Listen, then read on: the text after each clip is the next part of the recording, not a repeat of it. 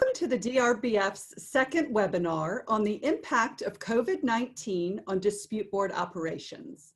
I'm Ann Russo, Executive Director of the DRBF, and your moderator for today's discussion. I'd like to start with a few logistical notes. This is a webinar, so there are some useful features available in the toolbar at the bottom of your screen. Today, we will use the Q&A window for submitting questions to be addressed by the panelists at the end of our discussion session. There is also a chat window, and you are free to use that for general commentary, but questions must be answered in the Q&A feature to ensure that they are recorded and addressed by the panelists. We also ask that you indicate where you're coming from, what country you're in, and how you would like the question answered by our panelists, which panelist you'd like to respond. As an example, I would say I'm from the US, and I would like Toshihiko to comment on 1, 2, and 3. Today's webinar will be recorded and shared with members through our website afterwards. We held another session about 11 hours ago, and that recording is also available for members to view. There is another useful feature in this webinar platform called polls. In a moment, I will invite each panel member to introduce themselves and give a short overview of their experience with virtual dispute board procedures. During this time, participants will see a poll pop up on the screen, and this will be an opportunity for you to tell us what your experience has been so far. This will help us understand where our colleagues are coming from at the moment and frame the overall discussion for today.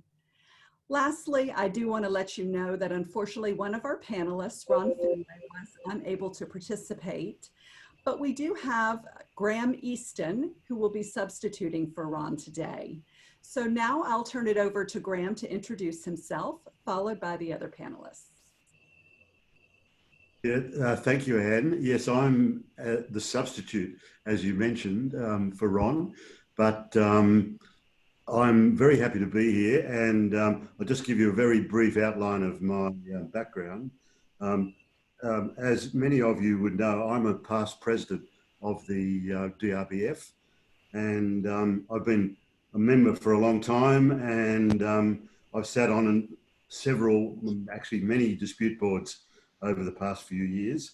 When I'm not working as a dispute board member, I work full-time as an arbitrator or a mediator on mainly on construction disputes. And so that's how I spend my time. I'm based in Sydney, Australia, but I do quite a bit of international work involved in that.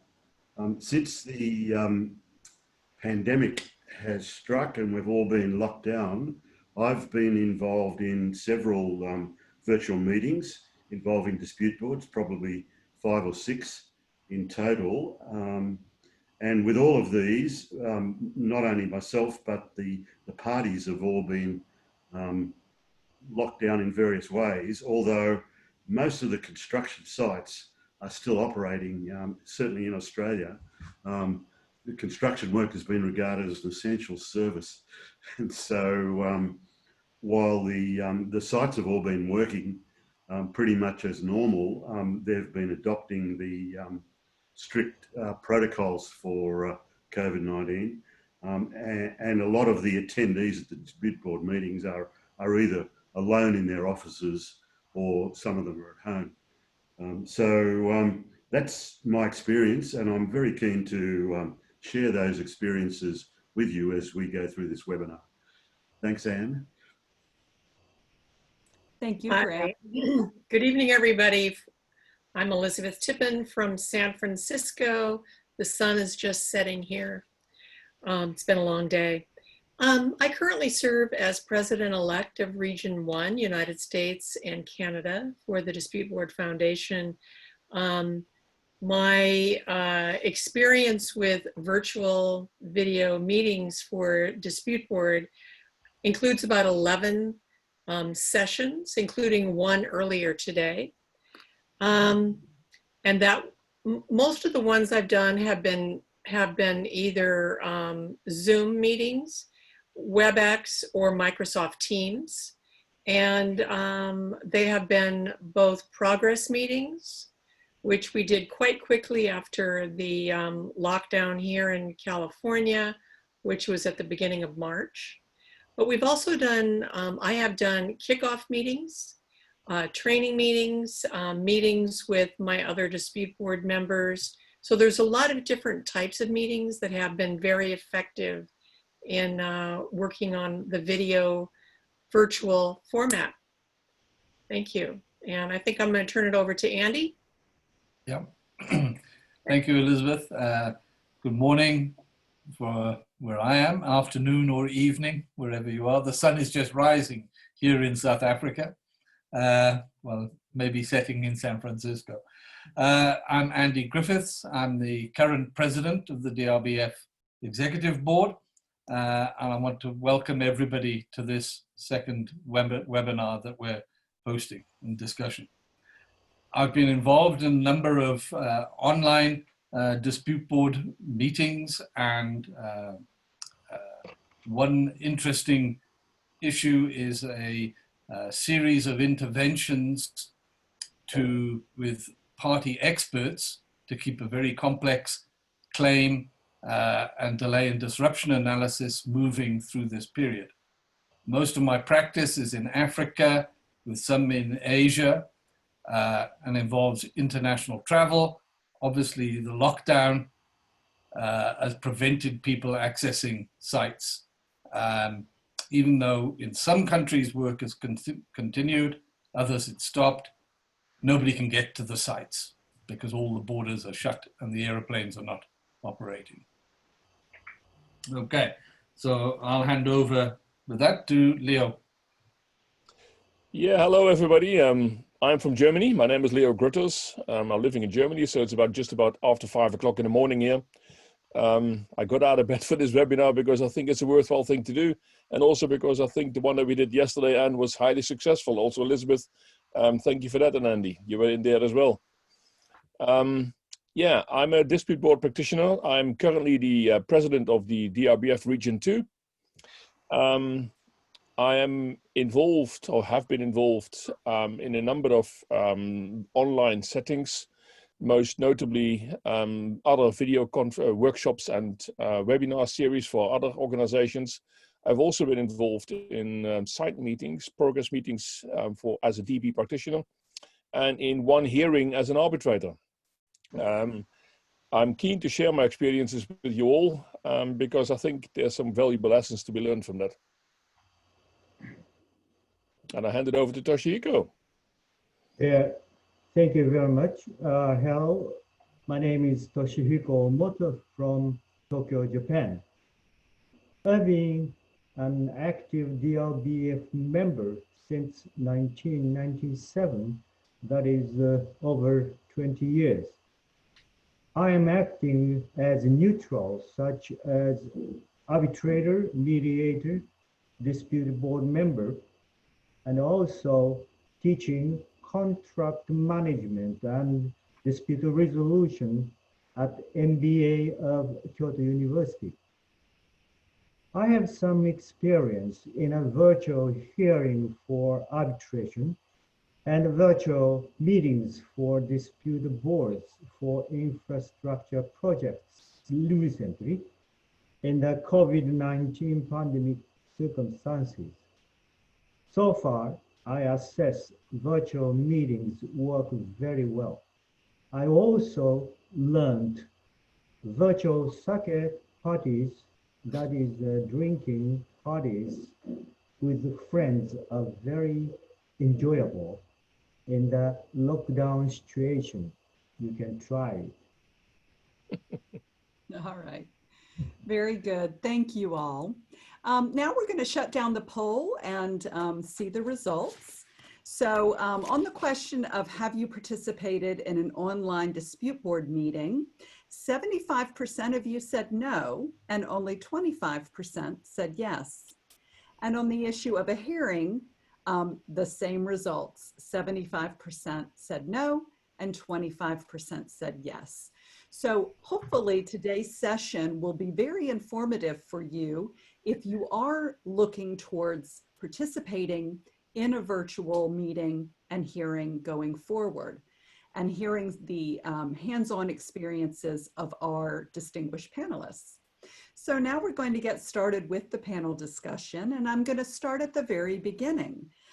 Elizabeth, can you please talk to us about how the parties initially reacted to the idea of transitioning to virtual meetings from the previous in-person experience? Were they supportive of continuing the dispute board operations? Definitely first of all, supportive of continuing the dispute board operations, but also I found they were very supportive of using an online video format, which is much better if you can see people than using a telephone conversation. We didn't have a whole lot of choice in California because beginning of March, our governor locked down the shelter-in-place concept. Businesses, government organizations were not allowed to have meetings. We were not allowed to travel to meetings. We were not allowed to gather at meetings.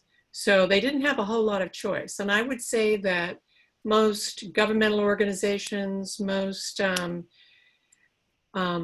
dispute board members, and I'll also say, you know, the employers and all of the people involved in the hearings, nobody really had a disaster preparedness plan that followed or provided for some kind of a format that we could use during COVID-19.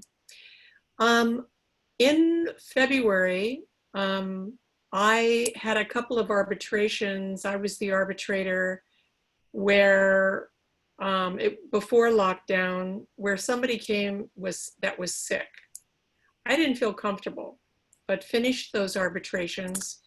And so I started looking at different formats that could be used for video conferencing, and I became a licensed user of Zoom and started training with the Zoom format and got in a small practice group. So when I had my first DRB meeting coming up in late March, I actually was feeling comfortable enough that I could say, hey, I can host a meeting using Zoom. Everybody agreed to do that. We had a training meeting for myself as the chair and my two other DRB members so that they could become familiar with the format. And then we had our DRB meeting and we had a virtual site visit with video and with using Google Maps. And it was terrific. It worked really well. And I think everybody was very happy. I've used it since that time. Clients have now gotten their own formats that they like to use. Microsoft Teams is very popular. WebEx is popular, and there's other formats. So sometimes the clients now want to host the meeting, which I think has worked out fine too. So as I mentioned, it took a little bit of time for everybody to get up to speed to say, yes, this is something that we want to use. But now it seems to be adopted by a lot of people. And I hope, you know, the 75% of people that haven't used it yet will see in this format that it becomes very easy to use. And with a little bit of training, which you can get from Zoom, or you can organize your own practice group to become more familiar with it, it's a very effective format. Very good. Thank you, Elizabeth. Appreciate Sure. that. Graham, I'd like to ask the same question of you. How have your clients and contractors responded to this move away from in-person to virtual in the current climate? Were they supportive? Yes, and there's no doubt that down under, it was almost like business as usual, but just shifting onto a virtual platform instead of the face-to-face meetings. I've been involved in a series of routine dispute board meetings which have been scheduled in advance, and those schedules were maintained. It just became virtual meetings instead of face-to-face meetings. I'll say a bit more about some of the problems that gives rise to. But in terms of the transition, in early March, when the government said, well, no one's going to meet face to face, there was no resistance or even difficulty in transitioning to the virtual platforms. I mean, most of the owners and contractors that I've been involved in were doing that as part of their normal business anyway. So it was just another aspect of their normal business. The question, the sort of issues that arise for dispute boards are particularly the hosting. Of all the virtual meetings I've had, I haven't actually done one where I've hosted as the dispute board member or dispute board chair. I haven't done any hosting at all. In my boards, it's always one of the parties, usually the owner, but sometimes the contractor, who actually wants to host the meeting. And that causes some issues. It means that the chair of the dispute board loses control to some extent because he hasn't got control of the computer panel.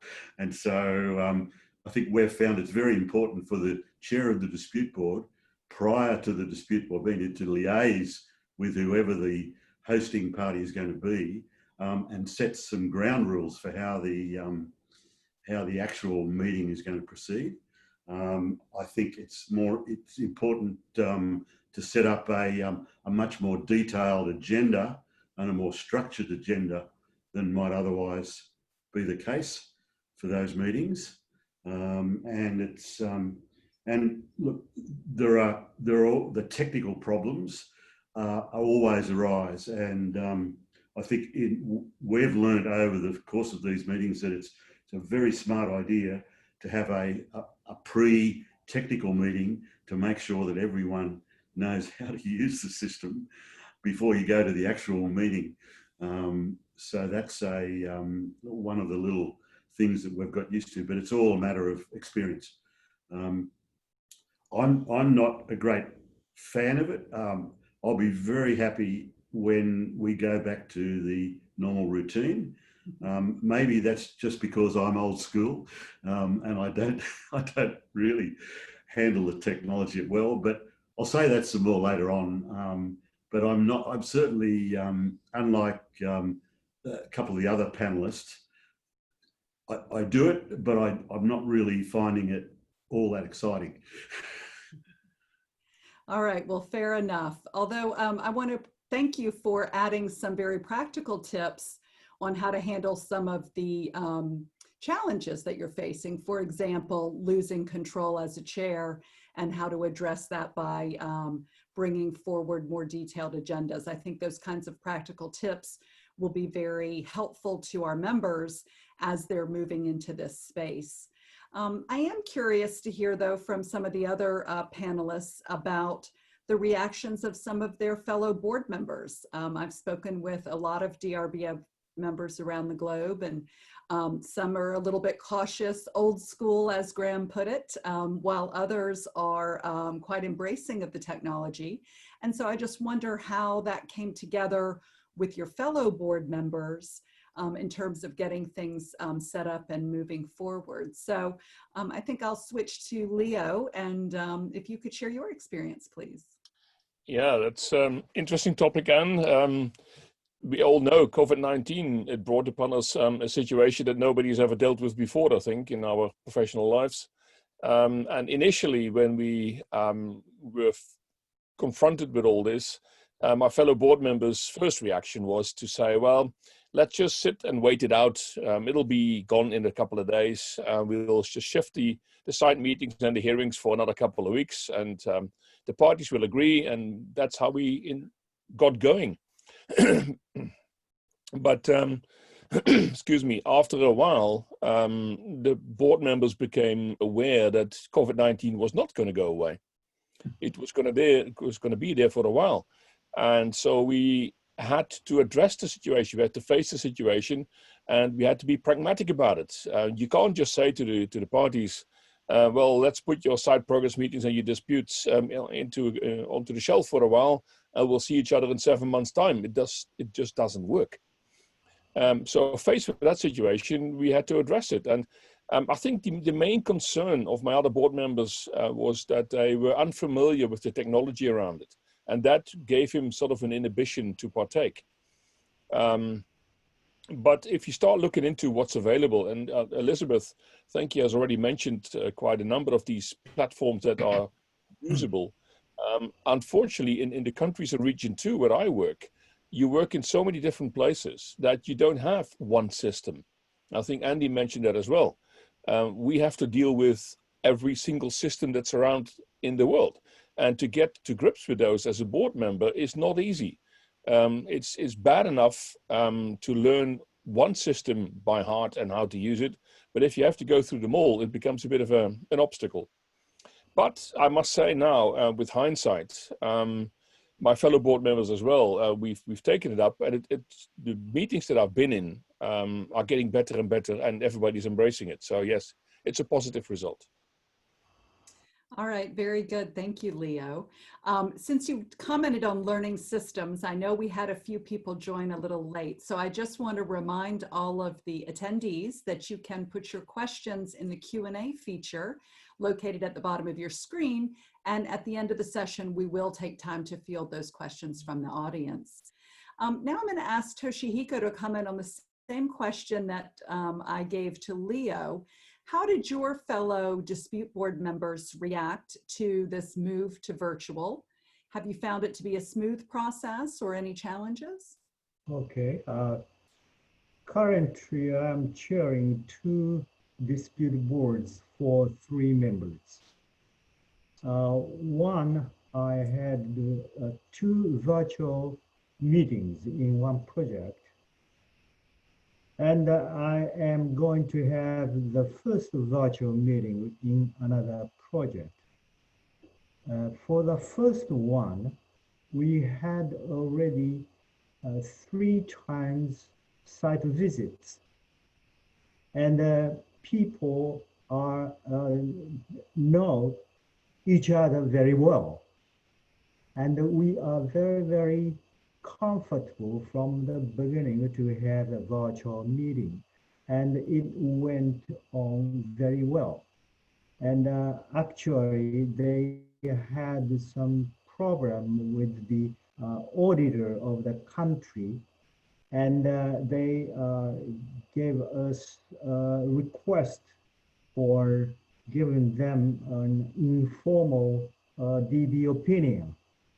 And we had a second virtual meeting, and later we delivered DB informal opinion. So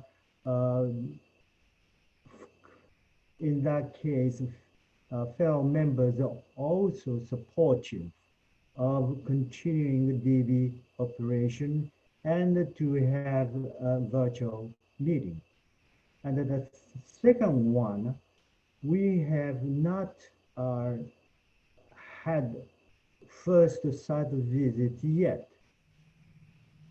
And before starting DB operation, we came into this difficult situation with our COVID-19 pandemic situation.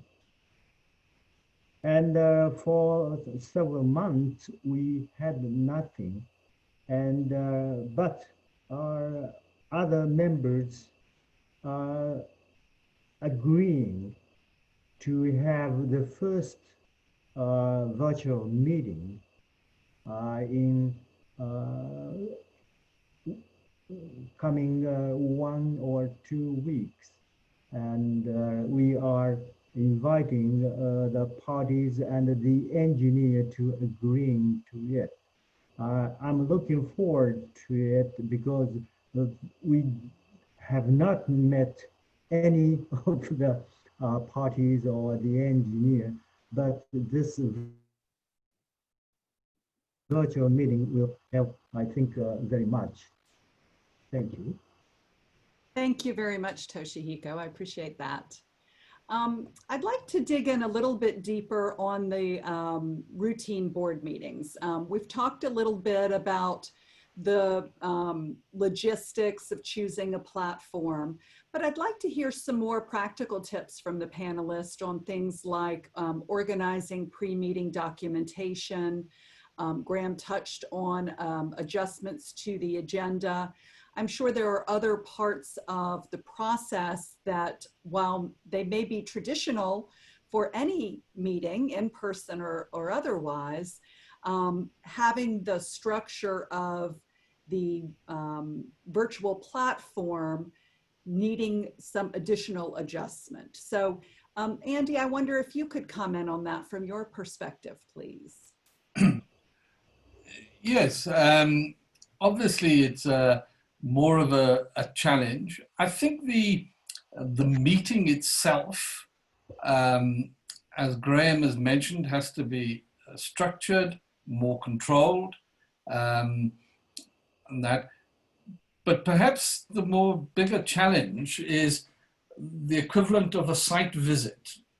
That how do you conduct that? Obviously, you need more photographs because you can't physically walk around the site. But the photographs, video, even drone footage are excellent. They should be provided beforehand, hopefully, and organized in a manner that the dispute board can work out where they're taken, study them, and then during the meeting online is to have a commentary with all those photographs, the videos, and so forth, to explain what's happening. The parties, or those who are available on site, must discuss where they're taking the photographs, which videos should be presented. It doesn't help to have one engineer going around and showing 100 photographs of honeycombed concrete everywhere to get his point across. Both parties must be part of the process of what to present to the dispute board. So the dispute board gets a balanced picture. We mentioned videos as well. People must try and make sure that they avoid bouncy videos. You don't want to waste time struggling to make out what is being shown. I've seen people try and attempt to give a video whilst driving their vehicle around site. That becomes very difficult.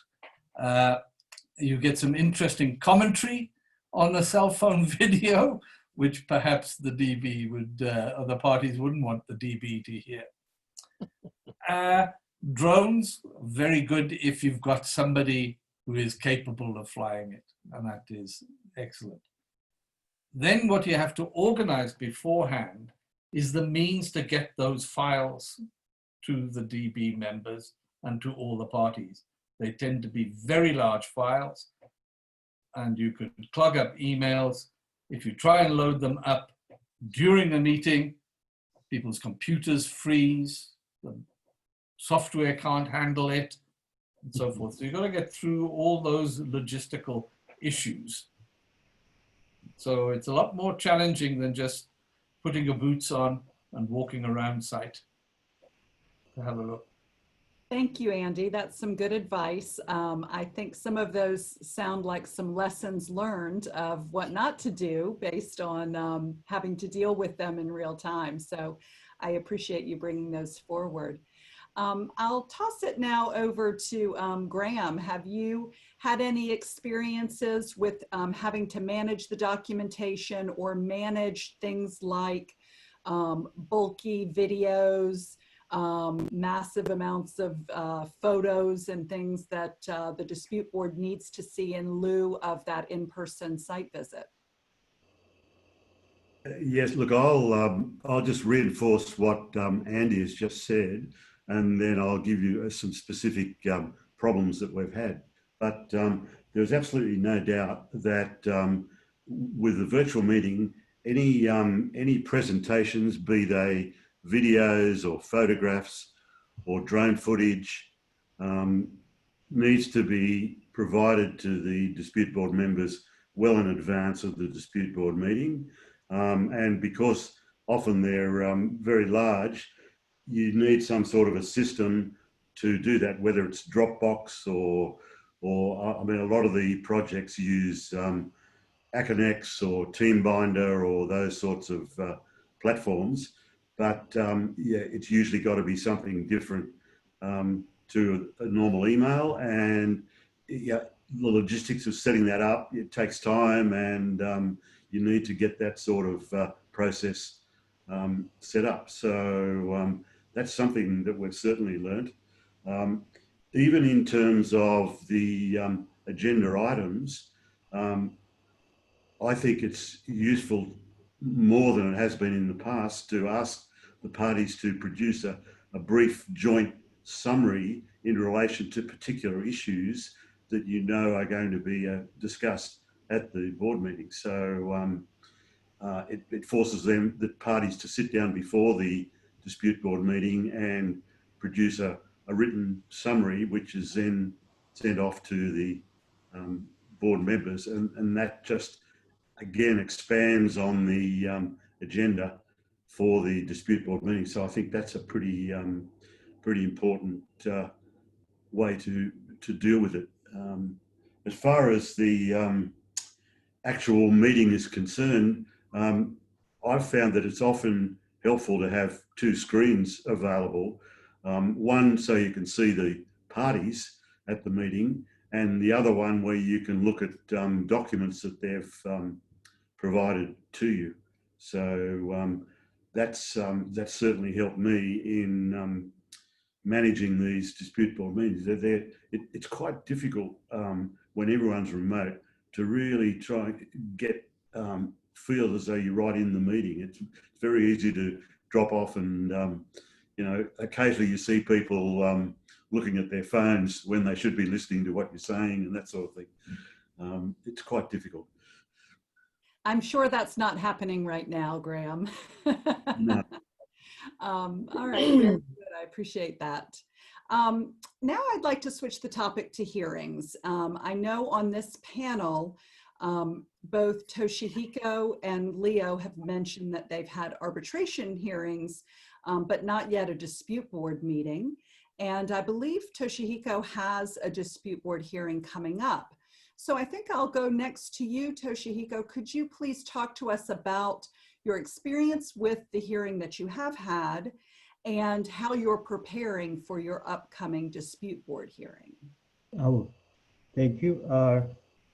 The arbitration we had, virtual hearing, was one of the arbitrations in Vietnam through VIAC, Vietnam International Arbitration Center.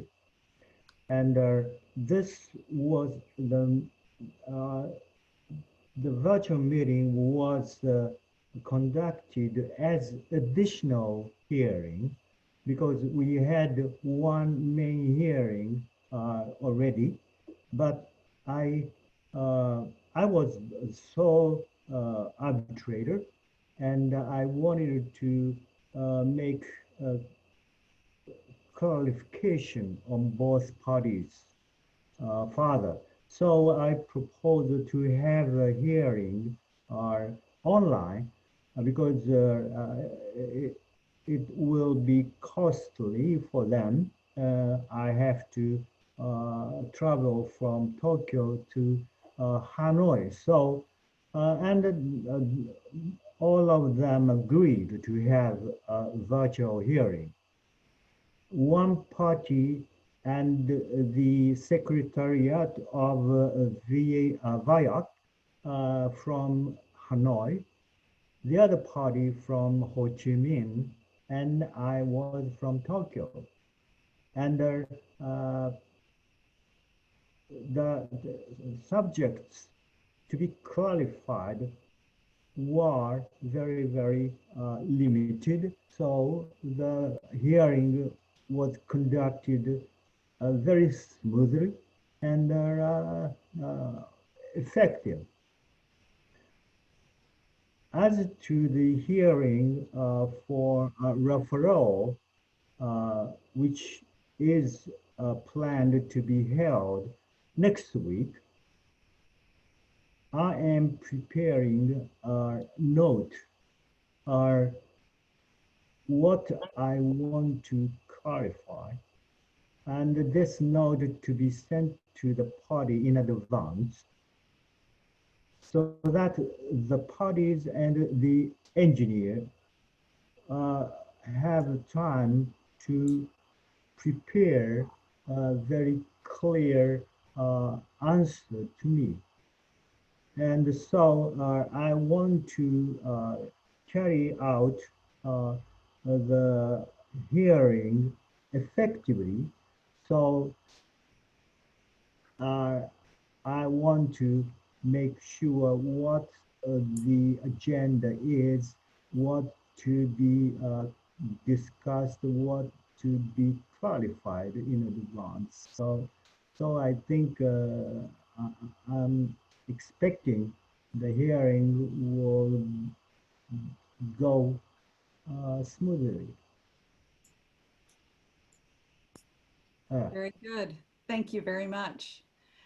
Leo, I wonder if you'd like to comment, having had an arbitration hearing as well, and also yesterday participating in our webinar, and we had a panelist, Hal McKittrick, who has had a dispute board hearing, and he talked about his experiences. So I wonder if you can share some additional insight with the panel. I can certainly try. The hearing that I was involved in was originally planned for the end of February. And when COVID-19 struck, the first reaction we had with the parties was to delay the hearing. And the hearing was delayed for 2 months, up till the end of April. But we agreed with the parties that we would reconvene a telephone conference mid-March to assess the situation.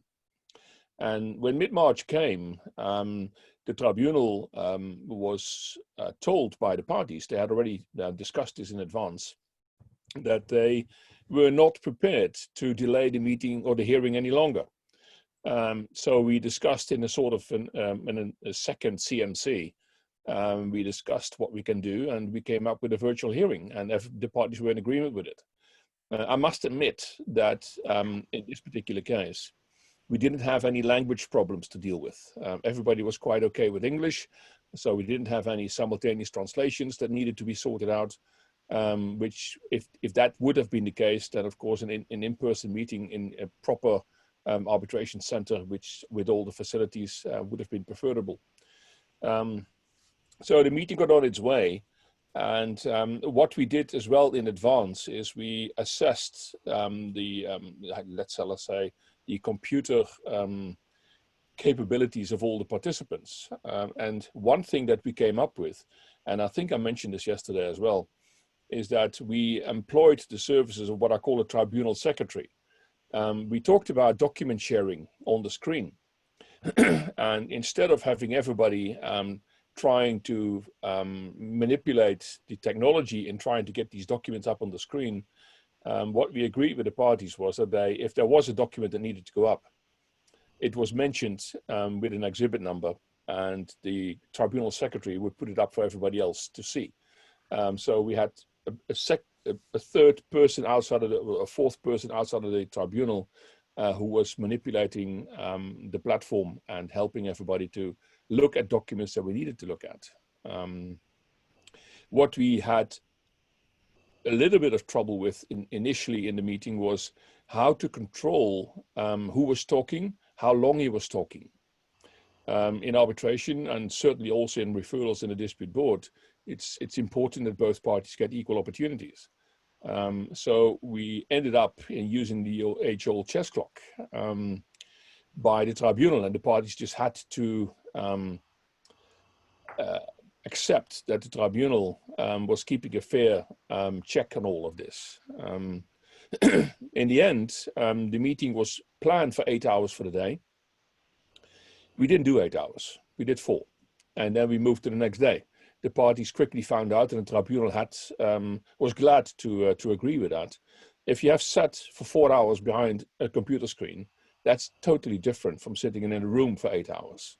So after 4 hours, the hearing was adjourned to the next day because everybody was quite happy to stop it at that moment in time. You just get very tired looking at a computer screen and trying to follow everything. I think that captured a bit the problems we had to deal with. When we were finished after a number of days, we did sort of a roundup with the parties, and everybody was quite happy that this was the way it went. We came to a good result, and everybody was sort of satisfied that they had a proper chance to state their case and defend themselves. So yes, it went well. Very good. Thank you, Leo. Well, this has been very useful, hearing your experiences, ideas, and recommendations for getting virtual meetings and hearings up and running smoothly.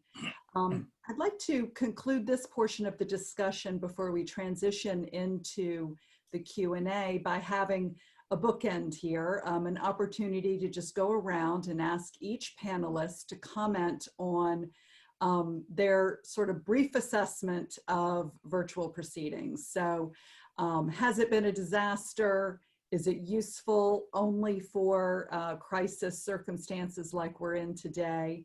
Or do you feel that these are possibly here to stay as we move forward and begin to open up again?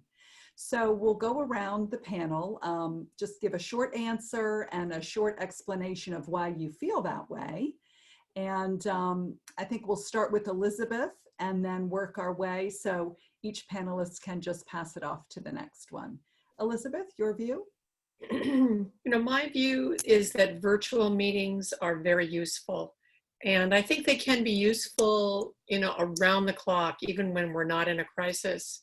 I don't think there's anything that substitutes for a face-to-face meeting, getting to know people, actually doing a site visit where you can go out to the property. But there's so much that can be accomplished with a virtual meeting. And, I'm in the midst of we just finished a kickoff meeting for a large project. And you'd think, okay, nobody's ever met anybody before. And so having a face-to-face meeting would be better.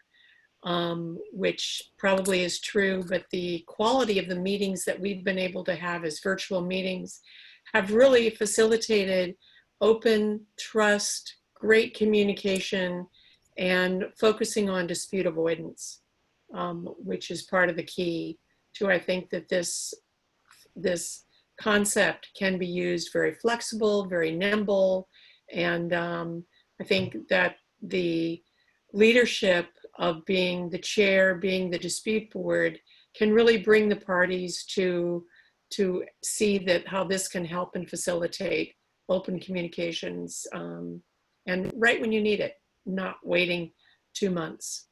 Thank you.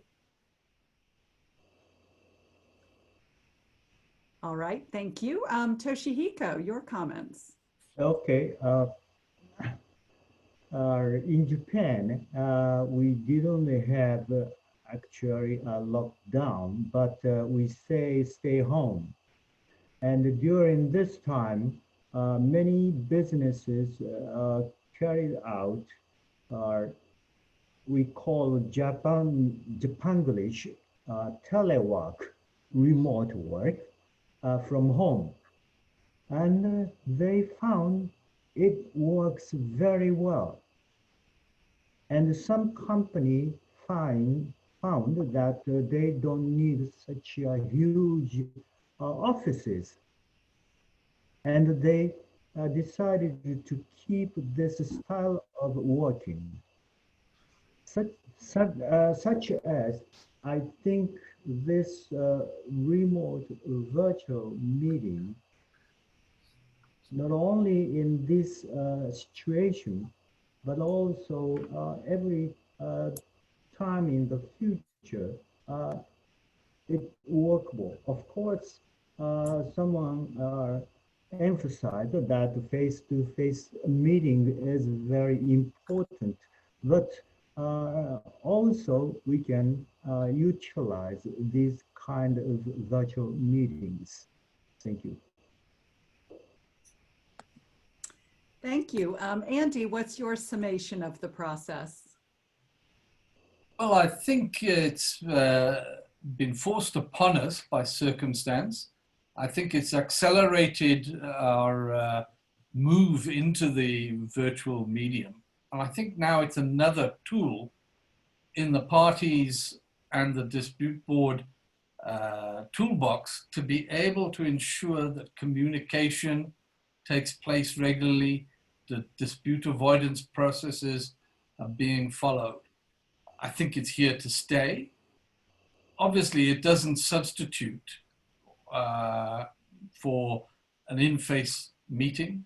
It depends on making sure that on a remote site that they have actually got internet access that can facilitate such a meeting, language barriers and those. But I think somewhere you can mix and match, cut down the travel time, perhaps have more regular meetings where you bring in virtual hearings, virtual meetings, and so forth.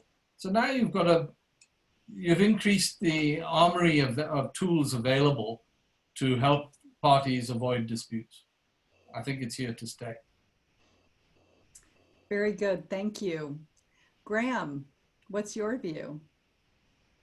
Yeah, well, my view is exactly the same as Andy's just expressed, and that is it's just another tool in the armory.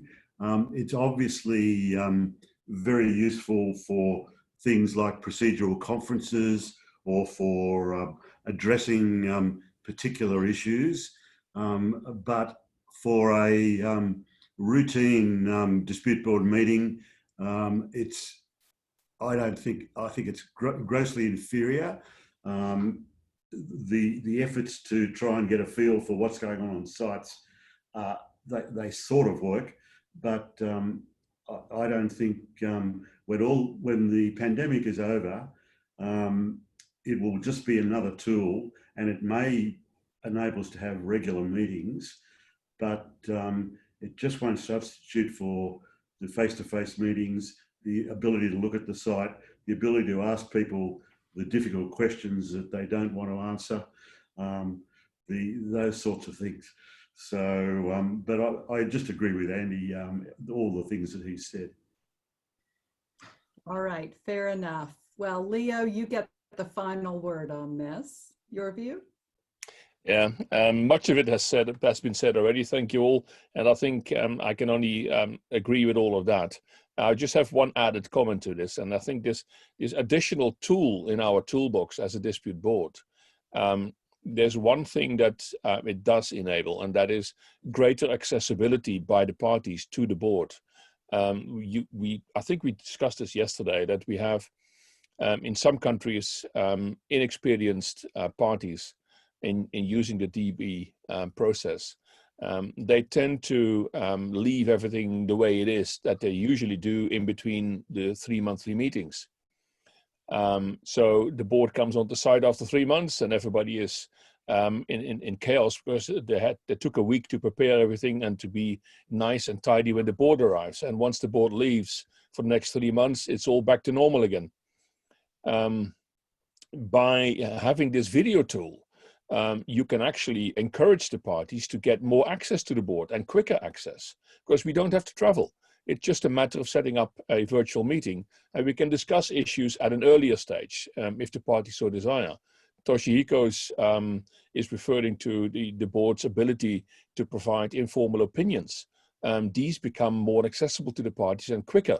So therefore, if you go to informal opinions quicker and easier by the parties, I think you're doing a great job in enhancing dispute avoidance as well. So I think I can only agree with everybody else. It's here to stay, but for contentious issues, a physical meeting is preferable. Very good, thank you.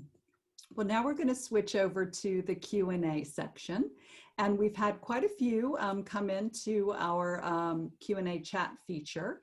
So I'm going to walk us through those now. DRBF member Renato from Brazil has asked about very specifically the experience of putting all these big documents, films, photos, and so on in a common file in the cloud so that everyone involved can access it more efficiently and effectively. Would anyone like to comment on having that experience? Well, Oh, yeah. I've had parties that use different mechanisms, things of whether it be Dropbox, Google Drive. Obviously, if it's Dropbox, you have size limits on the size of the box. People establish Project Google Drive, iCloud access, FTP sites. Leo also mentioned, or somebody else, on various file sharing systems around there. I think you just have to agree a common platform, and to be sure that if there are, say, document file sharing systems, that each party has access to it. So whatever the dispute board sees, the other parties can see as well. That's important. And that can create challenges if it's a proprietary sort of system, say either in the employers or the engineers organization or even the contractors. Very good, thank you. I was going to say that's been my experience too. You know, I think you need to develop the protocol of how those documents are going to be accessed. If the parties want an advisory opinion, are they just going to reference the documents, or are they going to actually put them in another file? How are they going to be transmitted? But I think once you establish a protocol with all the parties of how it's going to be handled, what's the best way to handle it for that particular project, I think it works very effectively to have one central place where all documents are stored. Very good, thank you. In my experience, most major construction projects have a file sharing system as part of the project management, and in dispute board, members are normally given access to that through the project. Sometimes they have a special space within the file sharing system, but it really doesn't change anything on those projects. It's just a matter of giving the dispute board members access to the particular file sharing system that the project is using. All right, very good, thank you. I'm going to move to another question from John in Australia. He notes that online has removed problems of travel, but he notes that it has replaced the travel with a new problem, differing time zones. So do panelists have any comments about managing different time zones? I know another attendee on the webinar today is getting ready to deal with a hearing where some members are in Singapore and others in London. So can you address how to handle these differing time zones that are now a struggle since people are not all together? Leo, some comments on that? Yeah, I deal with long haul travel quite extensively. I work predominantly in Region 2. And so long haul travel to Africa and Asia and South America is part of the course. I think it's important that when you do hearings and meetings that both parties have a good opportunity to partake. So you should avoid times where you're going to drag somebody out of bed at 2 o'clock in the morning. It's just not fair. And but to find that time, especially if you talk about Singapore and London, it's a 12-hour time difference. And no, not 12, it's about an 8 or 9 hour time difference. That's quite extensive. So you'll find yourself looking at the clock all the time as a 24-hour mechanism and trying to figure out who's where. And that's what I usually do. And I try and figure and get to a timing where everybody can sort of partake at a reasonable hour. That reasonable hour is open for definition. I'm quite happy to listen to everybody else's definition of that. I'm sitting here at 5 o'clock in the morning, so here we are. But yeah, the reasonableness is important because the parties must feel that they are not being disadvantaged by some decision of the board to hold it at a particular time. I think open, frank discussions with the parties is the key. Get them to an agreed time where everybody's happy, and then I think that's the way forward. Very good. Thank you, Leo. I have a related question from DRBF member Gopi, who is currently in Melbourne, but does all of his DB work in Africa and Central Asia. So in addition to time zone, he's had some challenges with connectivity, poor broadband service, which interferes with the virtual interaction, and then also challenges of language. So he cites a particular project where there's a Chinese contractor, Russian-speaking employer, and then the contract is in English.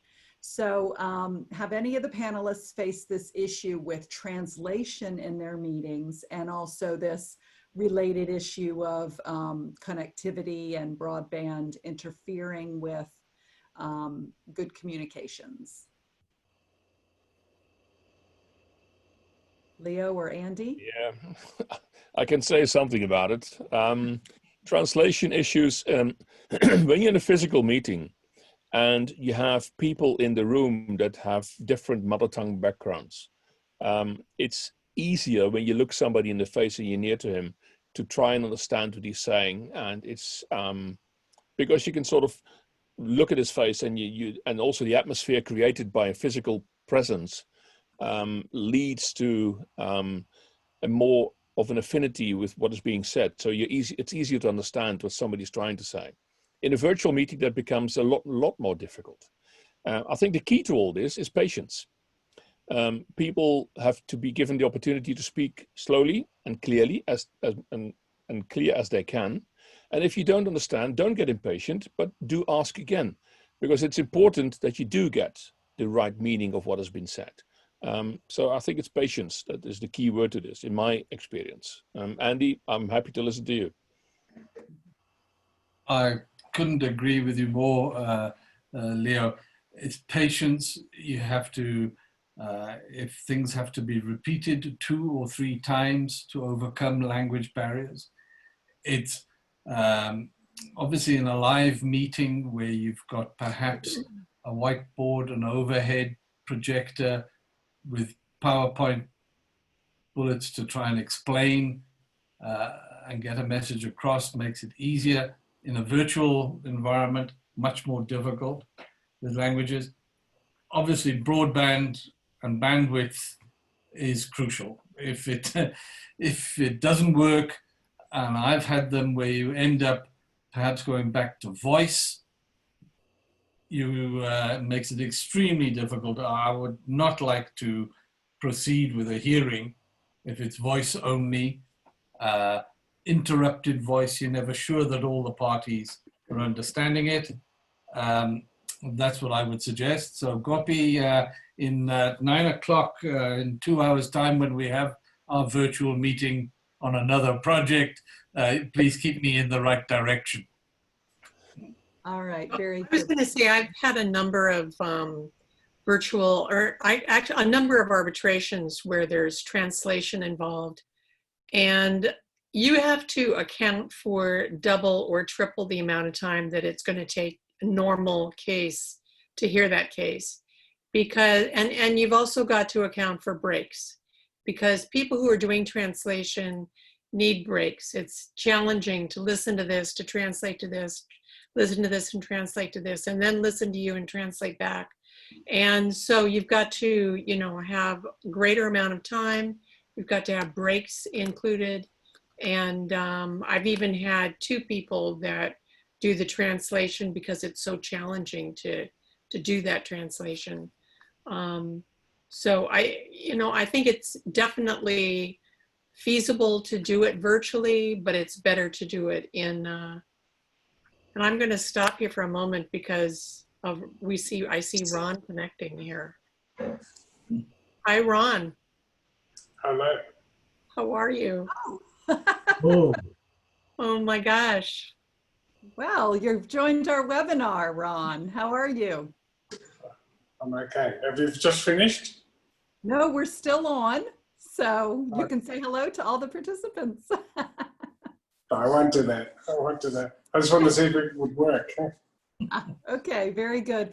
Well, we're just in the Q&A part, and actually, Elizabeth, you were teeing up a perfect segue for another question from DRBF member Pat, who's currently in Myanmar, which was a question about time. You mentioned that translation takes more time and you need to account for that. But he's asking, even in general operations, how the DB fees are affected by this move to virtual. I know that some people are paid a day rate and others hourly, and moving to the virtual platform where you may occasionally be meeting less hours, as you've suggested, people getting tired after 3 or 4 hours. So can we comment on fees, please? Maybe I'll ask Elizabeth and then ask Toshihiko also to comment when she's done. I have projects where the DRB fees are daily rate, and I also have hourly. And in California, all of Caltrans DRB work is done on a flat fee rate that's established in a code section. And when we started doing virtual meetings, they actually requested that all fees be hourly. So there's a certain hourly fee that it became, you know, how much time does it take to meet with the DRB members, to meet with the parties, to prepare the agenda, et cetera. So that's, you know, it's pretty much gone to hourly. Very good. Toshihiko, any comments from you about any changes? For the recent virtual meeting, I sent my invoice are based on the hourly rate, which is not described in the dispute board agreement. In the dispute board agreement, there are only a retainer and a daily fee. And other member sent their fee based on the daily fee, because there is no description about hourly rate. And so we had twice. I invoiced, I don't remember how many hours, meeting and reporting, 10 hours or something like that. And divide by 8, that is 1 point some days. But the other two invoice 2 days. and the employer and the contractor agreed to pay daily fee for each virtual meeting, because our dispute board member shall be prepared for the meeting, and you cannot use the rest of the day for very profitable job. so the parties agreed to pay daily fee. The meeting was only 2 hours, but so I think when we conduct a site visit, we are claiming our daily fee for the travel time also. So it's not very unreasonable to ask daily fee for one virtual meeting for 2 to 3 hours. What do you think? Very good. I appreciate you sharing that. I note that we're just a few minutes over the hour mark. We do have 2 more questions, And so I know our panelists are willing to stay on and address those. So if anyone needs to sign off, thank you for joining us, but we will stay on for at least 2 more questions. The first one is from Nicholas in Singapore. He asks, how can the members other than the chair support the chair and the parties to achieve successful virtual meetings and exchanges? So I thought this is a very interesting angle about how the board members can help support the chair and the parties. Graham, would you like to comment on that? Yeah, thanks, Anne. Firstly, it's really important for the board members to communicate regularly outside the board meetings themselves. So, you know, maybe even on a weekly or 2 weekly basis to share their views on what's happening on a particular project and what they should be identifying as issues to put on the table for the next board meeting. So I think it's really important for the board members to have regular communications between the formal dispute board meetings. The other sharing that can be done is I think the chair needs to have more regular liaison with the parties, but it's really got to be through the chair, not through the individual members. But and the chair should obviously whatever goes on between the chair and the regular and the parties should be passed down through the dispute board members. So it's really creating a circle of communication which is more frequent and more intense than would be in normal circumstances. Very good, thank you. Well, our final question comes from Deval in India. He's actually our DRBF representative for India. Glad you could join us today. He asks, do you agree that several of the DB meetings can be converted to virtual meetings even after the pandemic is over? He notes it could reduce many hours of traveling and related time and costs, although he allows that hearings may still best be done in person. This is a topic that we did tackle yesterday in our session, this idea that there may be a movement towards regular meetings happening in the virtual space, perhaps with some more frequency, but still maintaining regular in-person meetings at least every 6 months or so, so that you don't lose the value of that in-person connection and as you note, to be able to handle hearings and things of a more complex nature. So Andy, anything you'd like to say on that topic? Yes, I think the familiarity we're all gaining with the online platforms is showing what can be achieved.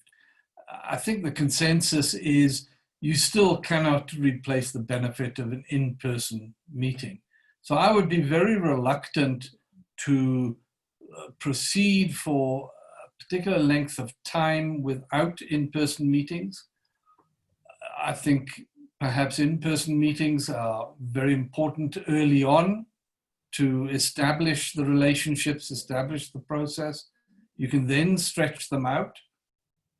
But with the virtual meetings, and I think as Graham was saying, what now you can do is perhaps say, instead of visiting a site every 3 months, you can move it out to 4 months. Perhaps bring in a 1 hour, 2 hour virtual meeting every second month. It can be done much easier to make sure that the parties' communication is going on. I think it was Leo who mentioned is all the parties, there's a flurry of activity for a week to prepare for the board, show the project in the best light. The board leaves and then they go back to the usual fighting, ignoring each other, not communicating, bad practice until the next time the board comes. But this way we can keep the momentum that's derived during a board visit going. So I believe Again, it's a toolbox. It's a mix and match approach for whatever situation the project is in. But I think virtual meetings are certainly here to stay. Very good. Thank you, Andy. Well, if there's no other comments from the panelists, I think we have come to the conclusion of our webinar. I want to thank you all for your expertise and guidance as we talk about this very timely topic that's facing our dispute board community. And I'd like to thank the audience for their interest and for their engaging questions. When the webinar concludes, a survey link will pop up on your screen, and I do ask that you take just a moment to give us your feedback on today's session, as well as ideas for future webinars. We want to continue to use this space to engage with you and with our external audiences as well about the success of the dispute board process. I thank you all for your membership and your support of the dispute board process worldwide. Thank you. Thank you. Thank you.